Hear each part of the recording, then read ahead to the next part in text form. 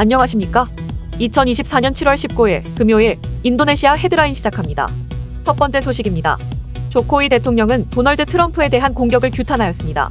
이번 사건은 지난 토요일 펜실베니아에서 열린 트럼프의 선거 유세 중 발생하였으며 트럼프 후보는 연설을 시작한 지 몇 분 만에 귀에 총을 맞아 부상을 입었습니다. 이 사건으로 집회 현장은 혼란에 빠졌으며 비밀 경호국 요원들은 트럼프를 신속히 대피시켰습니다. 이후 트럼프의 선거 캠페인팀은 트럼프가 큰 부상 없이 사건을 모면했다고 전했으며 트럼프는 다음날 선거 유세장에 나와 건재함을 보여줬습니다. 사건 이후 조코이 대통령은 소셜미디어를 통해 폭력을 규탄하고 트럼프의 빠른 회복을 기원하는 메시지를 남겼습니다. 또한 모든 형태의 폭력은 전 세계 민주주의에서 용납될 수 없다고 밝혔습니다. 조코이 대통령 외에도 많은 세계 지도자들이 이번 사건을 규탄했습니다. 영국 키어 스타머 총리는 이번 사건에 대해 충격적인 장면에 경악했다고 밝혔으며 우크라이나 젤렌스키 대통령은 이러한 폭력에는 어떤 정당성도 없다고 전했습니다. 일본 기시다 총리는 민주주의를 위협하는 모든 형태의 폭력에 단호히 맞서야 한다고 말했습니다. 한편 연방수사국은 이번 사건의 범인으로 펜실베니아 출신의 20세 토마스 매튜 크룩스를 지목하였으며 비밀 경호국 요원들은 총격 후 몇 초 만에 사살하였다고 밝혔습니다. 다음 소식입니다. 아시아 시장은 도널드 트럼프 전 미국 대통령의 재선 가능성이 높아짐에 따라 변동성을 보였습니다. 월스트리트에서 다우지수가 기록을 세운 반면 달러와 미국 국채 수익률이 상승했습니다. 이는 트럼프가 중국과 관세 전쟁을 벌이고 세금을 인하할 가능성에 따른 인플레이션 우려 때문입니다. 최근 여론조사에 따르면 암살 미수 사건 이후 트럼프 전 대통령이 조 바이든 대통령을 이길 가능성이 높아졌습니다. 금융 전문가는 암살 시도 실패 이후 트럼프의 재선 가능성이 시장에 반영되었다며 미국 수익률 곡선은 가팔라지고 에너지와 은행 주식이 S&P 500에서 선두로 올라섰다고 전했습니다. 한편 뉴욕에서는 다우지수가 상승했지만 아시아 시장은 신중한 모습을 보였습니다. 홍콩과 상하이는 하락했으며 시드니, 싱가포르, 자카르타도 약세를 보였습니다. 그러나 서울, 도쿄, 타이베이, 마닐라는 상승했습니다. 이는 연준의 금리 인하 가능성을 시사한 것이 일부 지원한 것으로 평가되고 있습니다. 특히 최근 일주일 동안의 비둘기파적 발언들은 9월 금리 인하에 대한 기대감을 높였으며 일부 트레이더들은 연말까지 3번의 인하를 기대하고 있습니다. 그럼에도 불구하고 트럼프 승리 가능성이 높아지면서 달러는 여전히 강세를 유지하고 있습니다. 다음 소식입니다. 인도네시아 정부가 대기 오염을 줄이고 보조금 지출을 절감하기 위해 8월 17일부터 보조금 연료 판매를 제한하려는 계획을 고려하고 있습니다. 하지만 전문가들은 해당 계획이 인플레이션을 유발하고 국민의 구매력을 감소시켜 경제에 충격을 줄 수 있다고 우려합니다. 특히 내각에서도 시행 여부에 대해 엇갈린 답변을 내놓고 있습니다. 해양투자조정장관은 해당 계획을 공개하며 예산 절감을 위해 보조금 연료를 자격 있는 고객에게만 제공할 것이라고 밝혔습니다. 반면 경제조정장관은 해당 계획에 대한 결정이 아직 내려지지 않았으며 논의가 계속되고 있다고 밝혔습니다.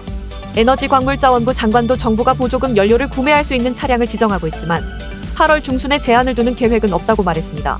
한편 하원에너지정책위원회 부위원장은 연료 보조금 제한의 시급성을 강조했습니다. 그는 보조금의 약 80%가 자격이 없는 사람들에게 사용되고 있다며 이를 통해 막대한 예산 절감이 가능하다고 주장했습니다.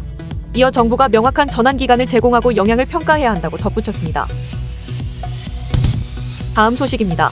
인도네시아가 중국의 폭발적인 두리안 수요를 잡기 위해 80억 달러 규모의 수출을 목표로 하고 있지만 전문가들은 인도네시아가 경쟁력에서 이웃 국가들에 뒤처져 있다고 지적합니다. 현재 중국은 주로 태국에서 두리안을 수입하며 인도네시아의 두리안 수출은 거의 없는 상황입니다. 루훗 판자이탄 해양투자조정장관은 6월 말 중국 방문 후 인도네시아의 두리안 수출 능력을 강화하기 위해 중국과 협력할 계획을 밝혔으며 중부 술라웨시부터 서부 파푸아까지 두리안 재배지를 대규모 농장으로 전환하려고 합니다. 그러나 인도네시아는 일관된 품질의 두리안을 대량으로 생산하는 데 어려움을 겪고 있습니다. 두리안 전문가는 인도네시아의 두리안이 대부분 국내 시장에 적합하며 고품질의 두리안을 재배하는 농가가 많지 않다고 설명했습니다. 또한 정부가 새로운 농지를 찾기보다는 기존 농가를 지원하는 것이 중요하다고 강조했습니다. 경제개혁센터의 연구원은 수출 시장은 프리미엄 품질과 달콤한 맛을 요구하지만 인도네시아 두리안은 지역마다 맛과 품질이 다르다고 지적했습니다. 또한 일부 전문가들은 인도네시아는 이웃 국가들보다 거리와 효율적인 유통 채널 면에서 경쟁력이 낮으며 국내 소비를 우선시하는 것이 더 현실적일 수 있다고 제안했습니다. 다음 소식입니다. 한국은행은 인도네시아 중앙은행과 모바일 결제 편의성을 높이기 위한 양해각서를 체결했다고 15일 밝혔습니다. 이창용 한국은행 총재와 페리 와르지오 인도네시아 중앙은행 총재는 양국 방문객들이 상대국에서 물품이나 서비스를 구매할 때 모바일 결제 편의성을 높이는 데 협력하기로 합의했습니다. 이에 양국 중앙은행은 방문객들의 결제 편의를 위한 협력 체계 구축을 논의할 예정입니다. 또한 공동 발표문에서 양국 간 관광객 수가 많아 관광 부문에서도 도움이 될 것이라고 언급했습니다. 한국은행 관계자는 이번 MOU를 통해 양국 방문객의 결제 편의성을 높이고 양국 간 경제 교류를 촉진할 것으로 기대한다고 밝혔습니다. 다음 소식입니다. 자카르타 MRT를 남부 땅그랑으로 연장하려는 계획이 작은 문제로 지연되고 있습니다. 자카르타 도심에서 약 1시간 거리에 있는 남부 땅그랑의 교통 상황이 악화되고 있지만 지역 행정 당국의 재정적 한계가 문제로 작용하고 있습니다. 인도네시아 교통부는 땅그랑까지의 연장 계획이 가능하지만 땅그랑이나 반튼 당국의 지역 예산이 뒷받침되어야 한다고 강조했습니다. 자카르타 MRT 사장은 해당 연장 계획이 수년 전부터 논의되었으나 현재 자금 조달 방안을 모색 중이라고 밝혔습니다. 이어 현재 자카르타 MRT는 자카르타에 집중하고 있지만 남부 땅그랑 연장 계획이 진행될 경우 준비가 되어 있다고 밝혔습니다.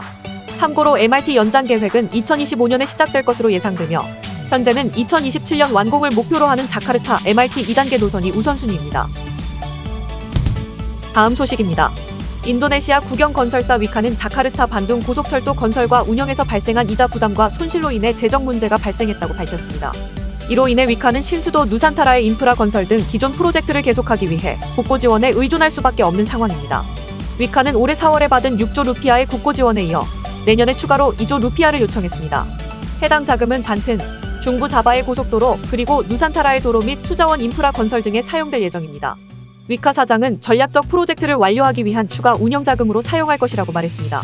한편 국회의원들이 위카의 높은 부채 비율과 작년 7.8조 루피아의 순손실에 대해 질문하자 위카 사장은 고속철도 프로젝트가 가장 큰 부담이라고 설명했습니다. 이어 해당 프로젝트로 6.1조 루피아를 투입해야 했고 또 다른 5.5조 루피아가 아직 분쟁 중이라고 밝혔습니다.